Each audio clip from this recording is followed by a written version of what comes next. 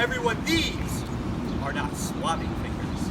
These are swabbing fingers. Patients coming in and they see the nurses smiling and they see the nurses happy, it makes them feel better. And if the patients are able to laugh and experience some joy from being at our testing site, I highly encourage that.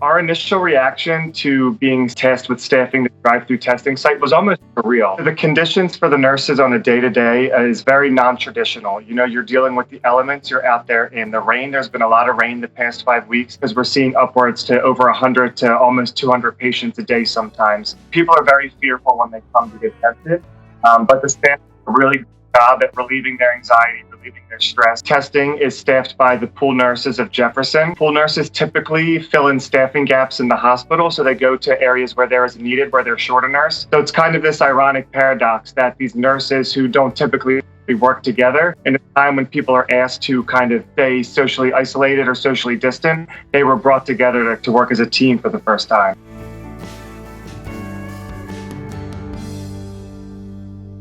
The dancing all started because we were honestly just trying to stay warm. It was a very cold and windy day when we did our first dance. But also we discovered that it was really kind of just making us feel better as far as alleviating our anxieties and the staff's fears, kind of jumping around, dancing around. And that's really important because you have to recognize how you feel about a certain situation as a healthcare worker, because you need to take care of yourself first in order to be able to take care of your patients.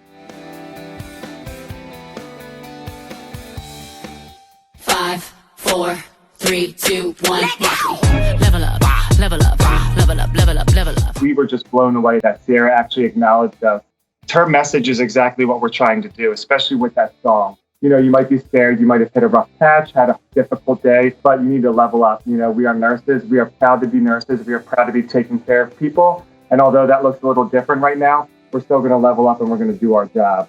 If you just do little actions full of love, the results are endless with what you can obtain or how you can affect people.